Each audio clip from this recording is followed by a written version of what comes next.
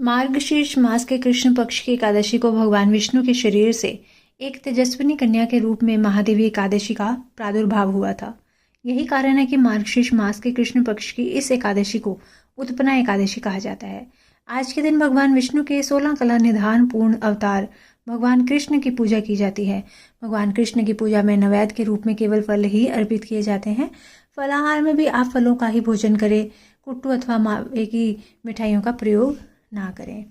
नैमिषारण्य तीर्थ में पुराण कथाओं को सुनने और धर्म के मर्म को जानने के इच्छुक 88,000 ऋषि मुनियों ने से सूत जी ने कहा कि हे ऋषियों, द्वापर युग में धर्मराज युधिष्ठिर ने भगवान श्री कृष्ण से पूछा कि हे प्रभु, कृपा करके एकादशी के व्रतों की विधि, उनके महत्व और उनसे प्राप्त होने वाले फलों के बारे में विस्तार पूर्वक कुछ बतलाइए। हे देवकी नंदन, एकादशी के व्रत में किस देवता का पूजन किस प्रकार करना चाहिए तथा कौन कौन से कार्य करने तथा कौन कौन से कार्य नहीं करने चाहिए, इसके बारे में मुझे स्पष्ट रूप से बतलाने की कृपा करें। इससे हमारा और भविष्य में आगे आने वाली पीढ़ियों का कल्याण होगा। अतः आप इस बारे में हमें पूर्ण जानकारियां देने की कृपा करें। युधिष्ठिर के इन प्रश्नों को सुनकर मंद मंद मुस्कुराते हुए भगवान श्री कृष्ण ने कहा कि हे युधिष्ठिर, तुम्हारा प्रश्न अत्यंत उत्तम और लोकोपकारी है। अतः ध्यान से मेरी बात को सुनो। शास्त्रों के अनुसार हेमंत ऋतु में मार्गशीर्ष अर्थात अघन मास के शुक्ल पक्ष की एकादशी अर्थात 11 तिथि को एकादशी का जन्म हुआ था। यही कारण है कि इस उत्पन्न एकादशी से ही प्रारंभ किया जाना चाहिए एकादशी का व्रत।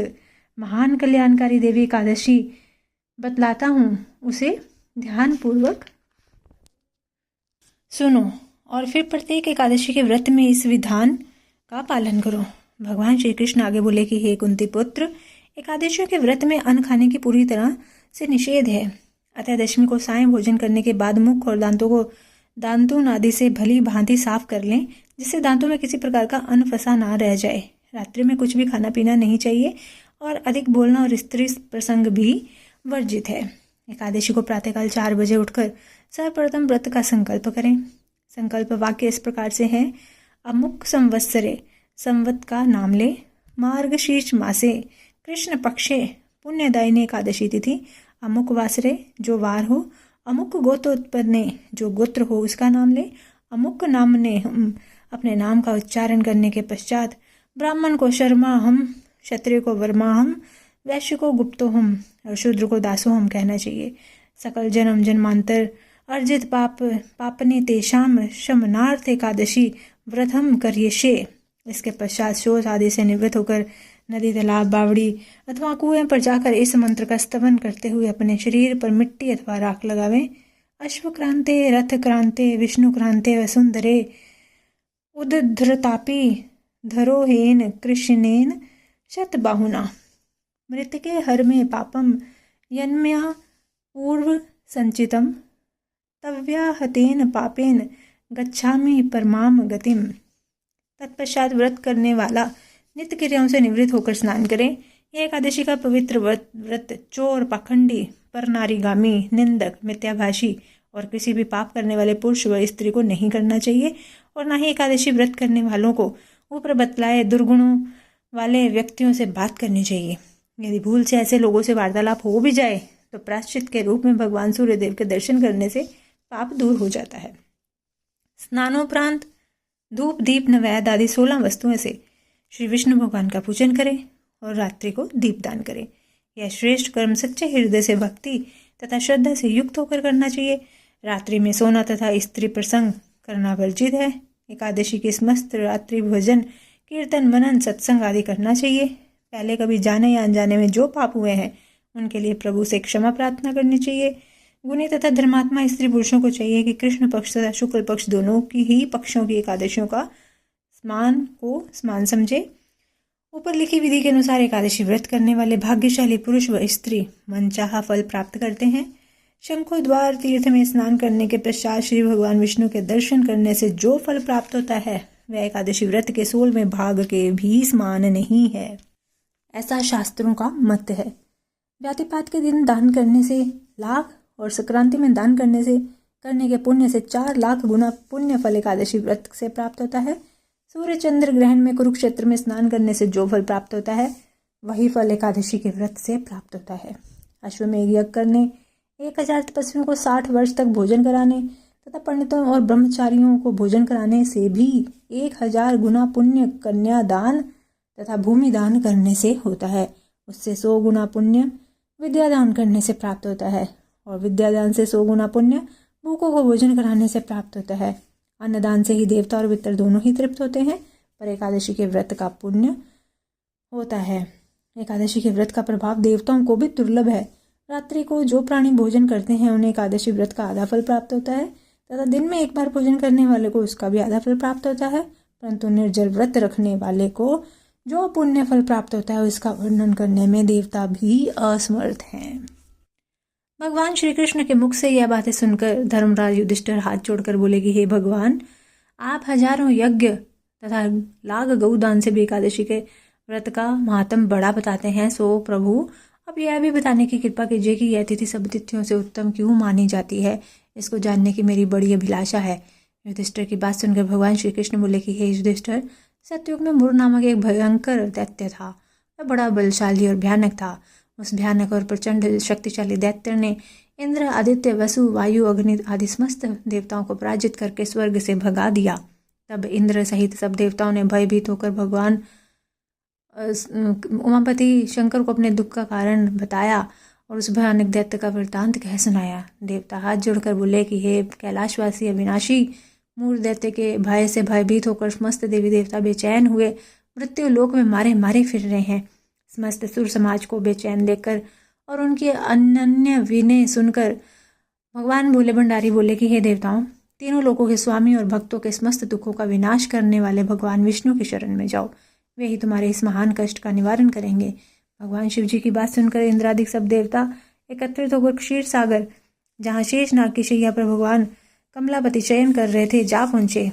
वहां पहुंचकर भगवान विष्णु को सोते देखकर सभी देवता हाथ जोड़कर और नतमस्तक होकर स्तुति और विनती करने लगे। देवताओं ने कहा कि हे शंख, चक्र, गदा, पद्म और वनमालाओं से अलंकृत देवादिदेव, हे देवताओं द्वारा स्तुति करने योग्य आपको कोटिन कोटिन प्रणाम है। हे सुर नर मुनि जन की रक्षा करने वाले महाप्रभु, आपको बारंबार नमस्कार है। हे दया के धाम प्रभु, आप हमारी रक्षा कीजिए। दैत्यों से भयभीत होकर हम आपकी शरण में आए हैं। आप ही समस्त ब्रह्मांड के कर्ता धर्ता और माता पिता हैं। आप ही उत्पत्ति और पालन करता तथा संहार करने वाले हैं और सबको शांति प्रदान करने वाले हैं। आकाश और पाताल भी आप ही हैं। आप ही हम सबके पितामह, सूर्य, चंद्र, अग्नि, वायु, ब्रह्मा, हव्य, कव्य, मंत्र, तंत्र, यज्ञमान, यज्ञ कर्म करता और भोक्ता भी आप ही हैं। आप सर्वव्यापक हैं। आपके अतिरिक्त चर अचर कुछ भी नहीं है। हे महाप्रभु, दैत्यमुर ने हमको पराजित करके स्वर्ग से भगा दिया। हम सब देवता इधर उधर मारे मारे फिर रहे हैं। सो हे मधुसूदन, आप उन दैत्यों से हम सबकी रक्षा कीजिए, रक्षा कीजिए, रक्षा कीजिए। देवताओं की यह विनती सुनकर भगवान कमलापति बोले, हे सुरों, ऐसा मायावी दैत्य कौन है? उसमें ऐसा कितना बल है? वह किसके आश्रय है और वह कहाँ रहता है? यह सब मुझको कहो। भगवान विष्णु की यह बात सुनकर देव राजेंद्र बोले कि हे प्रभु, प्राचीन काल में नाड़ी जंग नाम का एक राक्षस था। उसी का पुत्र महाबलशाली, महाप्रक्रमी और विश्व विख्यात मुर नामक दैत्य है। यह चंद्रावती नामक नगरी में रहता है। उस महाअसुर के ने समस्त देवताओं को स्वर्ग से निकाल करके अपना अधिकार कर लिया है। वह स्वयं इंद्र, अग्नि, वरुण, कुबेर, यम, वायु, ईश, चंद्रमा, नृत्य आदि सबके स्थान पर अपना आधिपत्य जमा कर और स्वयं सूर्य बनकर प्रकाश करता है। ये असुर निकंदन, उस दैत्य का संहार करके हम सब देवताओं की रक्षा कीजिए। हम सब आपकी शरण में हैं। इंद्र के ये वचन सुनकर भगवान कमलापति बोले कि हे देवताओं, तुम ना घबराओ, मैं शीघ्र ही तुम्हारे शत्रु का संहार करूंगा। तुम सब अब चंद्रावती नगरी को चलो। समस्त देवताओं सहित भगवान विष्णु भी चंद्रावती नगरी को चल दिए। उस समय दैत्यराज मुर दैत्य सेना सहित युद्ध भूमि में बड़े विमान से गरज रहा था। उस महादैत्य की घोर गर्जना को सुनकर सब देवता भयभीत होकर चारों दिशाओं में भाग खड़े हुए। यह देखकर स्वयं भगवान विष्णु रणभूमि में पहुंच गए। भगवान कमलापति को रणभूमि में देखकर दैत्य दल ने नाना प्रकार के अस्त्र शस्त्रों से भगवान विष्णु पर प्रहार किया। भगवान ने यह देखकर अपने तीखे बाण छोड़े, जो नागों की तरह लहराते हुए जाकर दैत्यों के अंगों को बीधने लगे। सभी दैत्य उनके हाथों से मारे गए। केवल दैत्यराज मुर ही जीवित बचा था।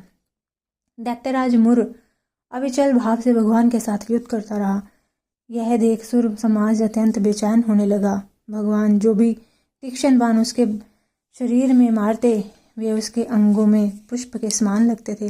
शास्त्रों में उस महादैत्य का शरीर शस्त्रों से उस महादैत्य का शरीर छिन छिन हो गया, परंतु वह फिर भी युद्ध करता रहा। तत्पश्चात भगवान और दैत्य का मल्ल युद्ध होने लगा। इस प्रकार 10,000 वर्षों तक दोनों का युद्ध हुआ, परंतु वह महाबली दैत्य फिर भी पराजित नहीं हुआ। तब भगवान उस मुर दैत्य से लड़ते लड़ते थक करके बद्रिका आश्रम को चले गए। वहां पर हेमवती नाम की एक सुंदर गुफा थी। भगवान विष्णु उस गुफा में विश्राम करने लगे। वह गुफा 12 योजन लंबी थी और उसका एक ही द्वार था। दैत्यराज मुर भी भगवान का पीछा करते करते उस गुफा में पहुंच गया। वह दैत्य भगवान विष्णु को सोया देखकर उन्हें मारने के लिए उद्यत हुआ। वह अभी मारने का प्रयत्न ही कर रहा था कि उसी क्षण भगवान विष्णु के शरीर से एक अति तेजस्वी और अत्यंत प्रभावशाली कन्या अष्ट शस्त्र धारण करे हुए उत्पन्न हुई। उस कन्या के बल पराक्रम को देखकर आश्चर्यचकित होकर मुर दैत्य उसके साथ युद्ध करने लगा। उस कन्या के युद्ध कौशल, पराक्रम और वीरता को देखकर दैत्य ने विचार किया कि इस कन्या को इतना भयानक युद्ध करना किसने सिखाया है? यह तो बड़ा भयानक युद्ध करती है। यह भी विचार कर ही रहा था कि उस प्रभावशाली देवी ने एक ऐसा बाण मारा कि दैत्यराज का रथ टूटकर चूर चूर हो गया। देवी ने उसके अस्त्र शस्त्रों को काट कर टुकड़े टुकड़े कर दिए। अब वह भयानक दैत्यराज मुर मल्ल युद्ध करने लगा, परंतु देवी ने धक्का मारकर उसे मूर्छित कर दिया। जब वह दैत्य मूर्छा से जागा तो उस कन्या ने उसका सिर काट डाला। इस प्रकार वह दैत्य तो पृथ्वी पर गिरकर मृत्यु को प्राप्त हुआ और बाकी सब दैत्य भयभीत होकर पाताल लोक को भाग गए। जब विष्णु भगवान की निद्रा टूटी तो उन्होंने मुर दैत्य के कटे हुए सिर और दोनों हाथ जोड़कर खड़ी हुई एक कन्या को देखा। भगवान उस कन्या से पूछने लगे कि हे देवी, इस दैत्य के भय से इंद्रादिक सब देवता भयभीत होकर स्वर्ग को छोड़कर भाग गए थे, उसको किसने मारा है?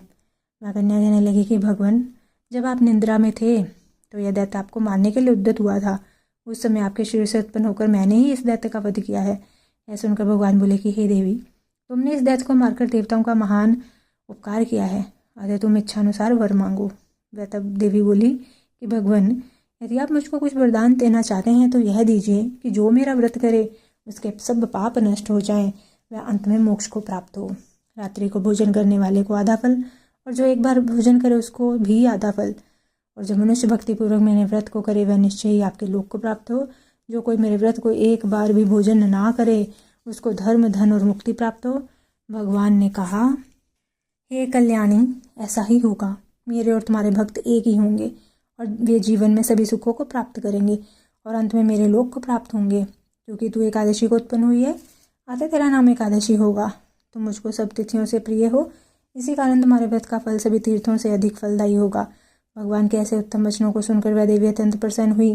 भगवान कृष्ण ने आगे कहा कि हे युधिष्ठिर, सब व्रतों में एकादशी का व्रत का फल सर्वश्रेष्ठ है। एकादशी व्रत करने वालों को मैं मोक्ष पद देता हूँ, उसके शत्रुओं का नाश एवं समस्त विघ्नों का नष्ट करता हूँ। यह मैंने एकादशी की उत्पत्ति का सब वृत्तांत बताया है। एकादशी पापों को नष्ट करने वाली और सिद्धि देने वाली है। जो मनुष्य इस एकादशी महात्म को पढ़ता अथवा सुनता है उसको विश्व मेघ यज्ञ का फल प्राप्त होता है। वह करोड़ों वर्ष तक विष्णु लोक में वास करता है और वहां भी उसका पूजन होता है।